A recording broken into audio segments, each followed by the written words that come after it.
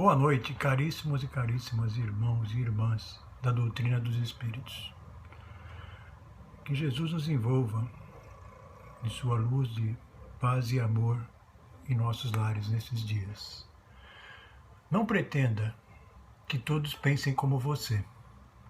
Cada pessoa está num grau diferente de evolução, num degrau diverso da grande subida. Ninguém possui a verdade total, porque a verdade absoluta e total é de Deus, o infinito. Nenhum ser finito pode conter o infinito. Busque a verdade para si mesmo, mas não obrigue ninguém a pensar como você, tanto quanto não gosta que os outros lhe controlem o pensamento. Pastorinho. Então, dando continuidade aos ensinos do Evangelho segundo o Espiritismo, vamos ler hoje o capítulo 9 do Evangelho segundo o Espiritismo. Bem-aventurados aqueles que são mansos e pacíficos, porque possuirão a terra. Mateus, versículo 4. Ouvistes o que foi dito aos antigos: não matarás, e quem matar será réu no juízo. Pois eu vos digo que todo o que se ira contra seu irmão será réu no juízo. E o que disser a seu irmão raca, será réu no conselho.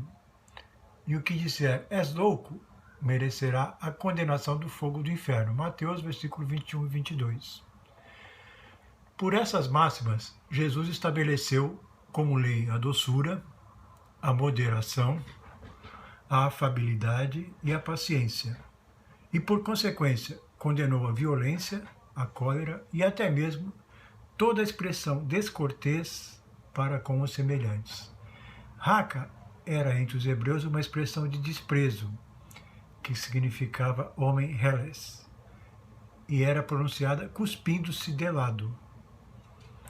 E Jesus vai ainda mais longe, pois ameaça com o fogo do inferno aquele que disser a seu irmão: és louco.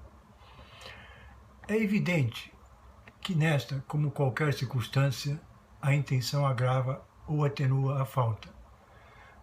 Mas porque uma simples palavra pode ter tamanha gravidade para merecer tão severa reprovação, é que toda palavra ofensiva exprime um sofrimento, um sentimento contrário à lei do amor e da caridade, que deve regular as relações entre os homens, mantendo a união e a concórdia. É um atentado à benevolência recíproca e à fraternidade, entretendo o ódio e a animosidade.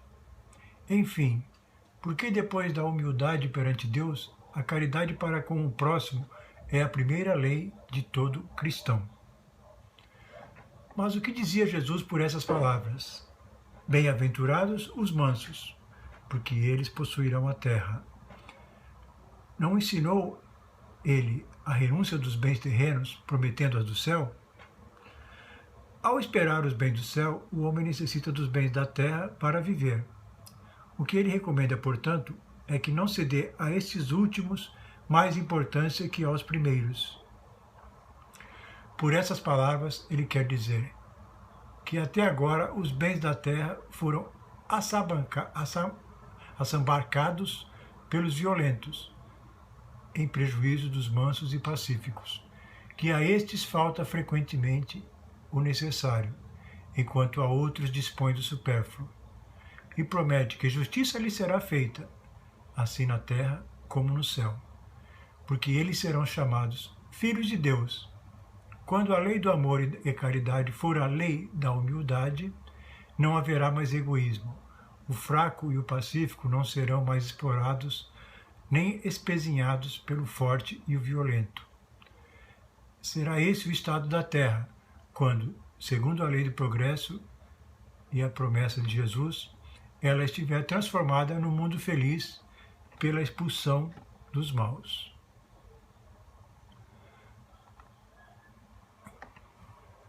Jesus, nesse item do capítulo Bem-aventurados os mansos e pacíficos, que deles será o reino dos céus, nos ensina que devemos respeitar o semelhante, né? E que nenhum de nós somos realmente aquele que fala a verdade plena. Nenhum de nós temos ainda, no momento em que estamos encarnados na Terra, um planeta de provas e expiações, o mal embutido dentro de todos nós. Por mais que sejamos bondosos, por mais que sejamos caridosos, ainda trazemos conosco, né, as heranças que nós adquirimos em vidas passadas, heranças essas que a gente vai, com o tempo, lapidando-as através dos ensinamentos da doutrina do Cristo e a codificação da doutrina dos Espíritos por Allan Kardec. Desta forma, meus irmãos, a gente continua a pecar, a errar. Somos seres falíveis. O mais que sejamos evoluídos e conhecedores dos ensinamentos do Cristo, do Pentateuco da doutrina dos Espíritos, há momentos em que nós falhamos, há momentos em que nós decaímos, há momentos em que nós deixamos as circunstâncias da nossa vida, do dia a dia, sobrepor aos ensinamentos passados pelo nosso Mestre. E muitas vezes acabamos por ofender algum irmão, por, como disse no início, matar um irmão, né? É a pena do jugo de Deus, mas Cristo nos fala também que a cólera, a ira contra um irmão também merece ser julgada por Deus. Então, meus irmãos, o momento que nós passamos, as dificuldades que estamos vivendo, pessoas normais como nós, com sentimentos variados, de acordo com as circunstâncias de cada um de nós. Alguns passam por dificuldades maiores que a dos outros, porque dificuldades é normal para todo ser que passa nessa encarnação no planeta Terra. Algumas são maiores e ou mais dificultosas que a de outros. Mas todos passamos por essa necessidade de crescimento, ou seja, de nós evoluirmos o nosso padrão vibratório de acordo com o cumprimento e a prática dos ensinamentos deixados pelo nosso Mestre. Então é necessário, meus irmãos, que nós leiamos o Evangelho e procuramos entender e colocar dentro de nosso coração, dentro de nossa mente, dentro de nosso pensamento, o que é necessário para que nós melhoremos as condições em que estamos vivendo. Além de todas as ações do homem, também é necessário que o nosso sentimento, o nosso coração esteja aberto à caridade, à benevolência e ao amor ao próximo. Mesmo quando somos contrariados por alguns questionamentos dos irmãos que estão mais próximos de nós. Devemos sempre procurar manter a calma, a paciência e entender, como disse Pastorinho, todos estamos em graus de evolução diferenciados. Então nem todos teremos o mesmo entendimento na mesma situação em que estamos passando. Alguns com resignação, com resiliência, e outros com revolta, com amargura e com rancor.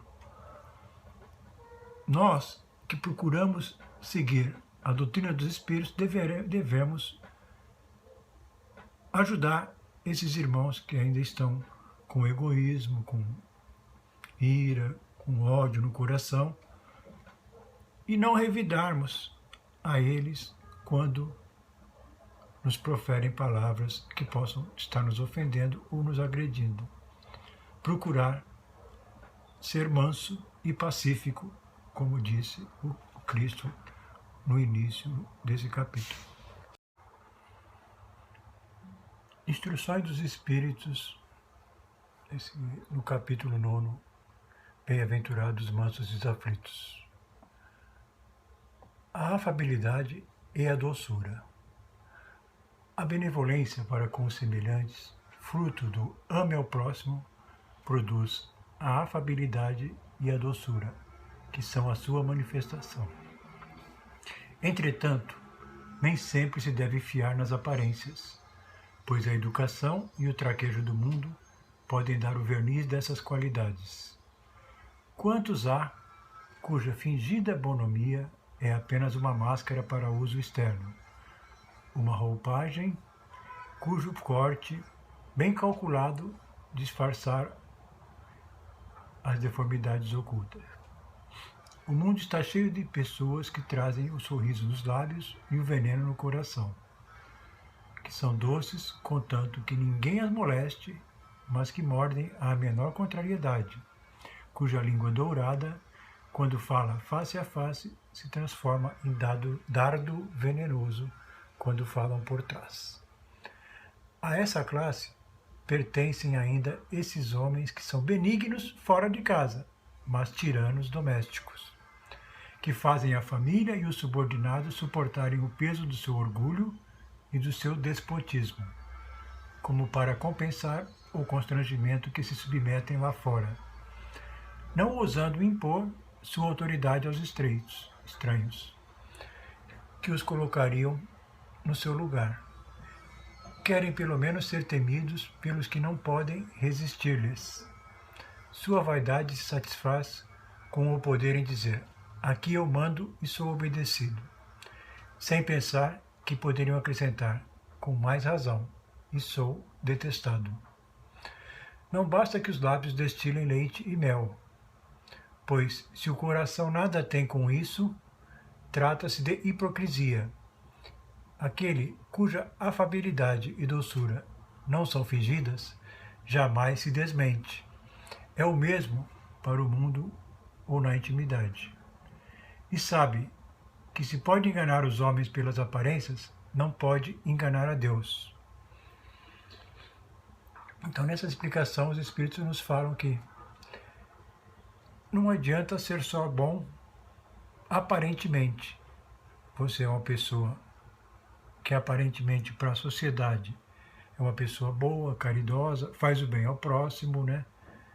Trata as pessoas com resignação, com dignidade, com respeito, com afabilidade, com amor.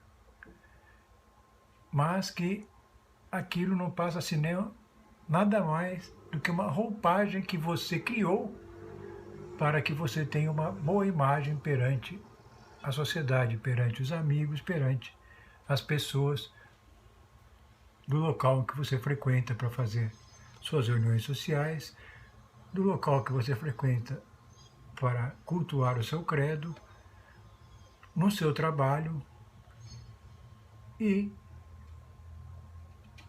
perante toda a sociedade que não o conhece na intimidade. Então, as dificuldades do dia a dia nos moldam e nos fazem ser quem nós somos quando ainda não temos Cristo no coração, quando ainda não temos o entendimento reto e correto do ensinamento da doutrina do Cristo através da doutrina espírita, onde aprendemos que conseguimos mascarar as nossas falhas, os nossos defeitos, os nossos vícios com essa roupagem que usamos, onde ninguém consegue ler o nosso pensamento, o nosso sentimento íntimo, mas a doutrina nos mostra que a Deus tudo é transparente. E nós que acreditamos na vida reencarnatória, quando chegarmos no plano espiritual, tudo aquilo que nós ocultamos dos nossos irmãos aqui na Terra e criamos uma imagem falsa de que somos pessoas benevolentes, pessoas pacíficas, pessoas amáveis. Quando chegarmos no plano espiritual, essa máscara cai. E ficaremos sem coragem de encarar a nós mesmos. Deus não nos cobrará essas falhas que cometemos. Quem cobrará essas falhas no plano espiritual, quando chegarmos lá, será a nossa consciência. A nossa consciência vai mostrar, poxa, você escondeu tudo de todos e aqui todos estão vendo quem realmente você o é. Então, meus irmãos, estamos passando por um momento em que essas provas, onde nós temos que mostrar que aprendemos com a doutrina do Cristo a amar o próximo sobre todas as coisas, a ser caridoso com o semelhante, a não tratarmos o semelhante com empáfia, autoridade excessiva, não subjugar qualquer ser, independente do seu meio social em que vive, independente do seu credo, independente do seu pensamento e dos seus ideais. Então, meus irmãos, nós temos que aprender a doutrina do Cristo e não ter ela só na mente. Nós temos que colocá-la em prática todos os dias de nossa vida. Temos que mostrar que nós viemos aqui para aprender alguma coisa e voltar ao plano espiritual melhor do que nós viemos quando fomos reencarnados nessa vida atual. Não queiramos continuar sendo repetentes, ficarmos sempre no mesmo ano, não evoluirmos.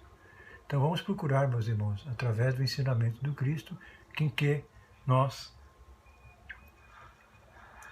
cresçamos com as dificuldades impostas pela vida.